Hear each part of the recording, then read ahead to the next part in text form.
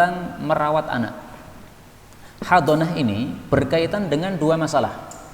Masalah pertama, ketika seorang anak ditinggal cerai oleh orang tuanya. Laki perempuan, suami istri cerai. Nah, anak ini kan terkatung-katung. Ini siapa yang paling berhak untuk merawatnya? Itulah yang dimaksud hadonah. Karena bisa kan rebutan kan, bapaknya pengen merawat, ibunya pengen merawat. Nah, oleh Islam sudah ditetapkan. Nih, ada kaidahnya. Siapa yang paling berhak merawat harus mengikuti kaidah ini. Kasus yang kedua, seorang anak ditinggal mati oleh orang tuanya.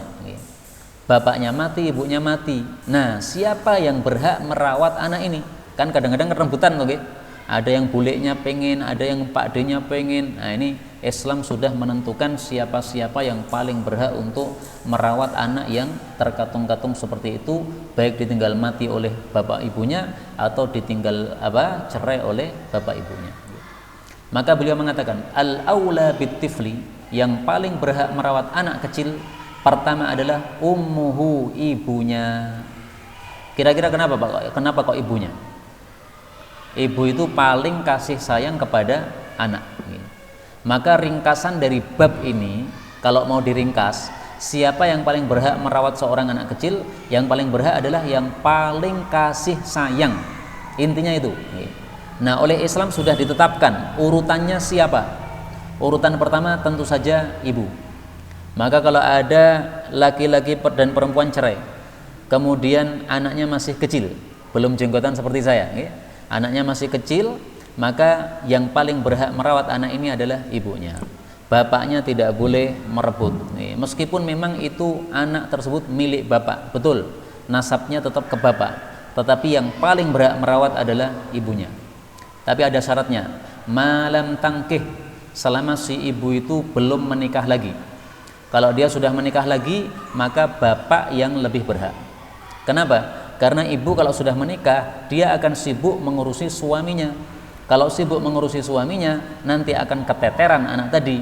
Nah, maka Islam mengubah, udah bapaknya yang paling berhak. Kemudian nomor dua, thummal khalah, kemudian bibi. Yang ketiga, thummal abu, kemudian bapak. Jadi bapak itu urutannya nomor 3 setelah bibi, menurut pendapat penulis kitab ini Imam Syaukani. Tapi saya pilihkan pendapat yang lebih populer. Urutan pertama ibu, urutan kedua bapak, urutan ketiga barulah bibi. Jadi bapak ibu ini tentu saja nomor 1. Kenapa? Karena orang yang paling kasih sayang kepada seorang anak pasti saja bapak ibunya. Maka untuk nomor 2 dan 3 ini kita tidak mengikuti pendapat beliau, tapi kita mengikuti pendapat yang populer. Bapak dulu yang paling berhak, baru nomor 3 adalah al-khalah, bibi. Yang dimaksud bibi itu adalah bibi adiknya atau kakaknya ibu, bukan bibi atau kakaknya bapak, bukan. Bapak punya adik perempuan, ini namanya bukan khalah, tapi namanya ammah. Maka di sini beliau mengatakan khalah. Khalah itu adalah adik atau kakaknya ibu yang perempuan, bibi. Kemudian nomor 4, thumma, kemudian yu'ayyinul hakim.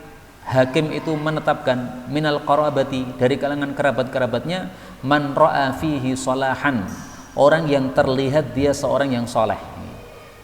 Jadi kalau semuanya tidak ada, ibu tidak ada, bapak tidak ada, kemudian bibi juga tidak ada, nah siapa ini? Kerabat yang soleh. Kenapa dipilihkan yang soleh?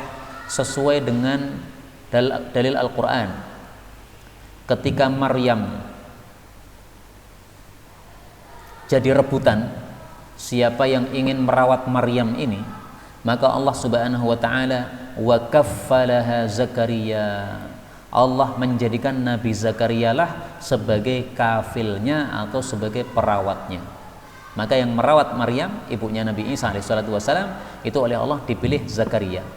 Kenapa Nabi Zakaria yang dipilih? Karena dia paling soleh. Namanya seorang nabi, tidak mungkin ada orang yang lebih soleh darinya.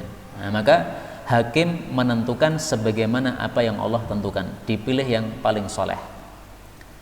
Wa ba'da bulughi sinil istiqlal, tetapi kalau anak kecil itu sudah mencapai usia istiqlal, usia merdeka, yukhayyaru sabiyyu baina abihi wa ummih, maka si anak kecil itu disuruh pilih ikut bapak atau pilih ikut ibu. Nah, sekarang pertanyaannya, sinul istiqlal, usia merdeka ini usia berapa? Ini maksudnya adalah usia tamyiz, usia di mana anak itu sudah bisa memilih. Rata-rata biasanya disebutkan usia 7. Ini ada kasusnya. Kasusnya ada seorang wanita cerai dengan suaminya. Kemudian dia mengatakan, wahai Rasulullah, suami saya mencerai saya. Kemudian dia pengen membawa anak saya. Padahal qad nafa'ani, anak ini sudah mulai bisa membantu saya. Wasaqani, bisa mengambilkan air untuk saya. Nah, berarti sudah mulai mulai paham bagaimana membantu orang tua, bagaimana bekerja di dalam rumahnya, bagaimana supaya bermanfaat di dalam rumahnya. Maka akhirnya Rasulullah mengatakan, ya gulam, wahai anak kecil, hada abuk, ini bapakmu di sana, hadhihi ummuk, ini ibumu di sana. Fakhudh biyadi ayyihi ma syi'ta, silahkan kamu pegang tangan mana yang kamu sukai. Tangan bapakmu kamu pegang atau tangan ibumu kamu pegang, silahkan pilih. Fa akhadha biyadihi ummih, ternyata dia pilih pegang tangan ibunya.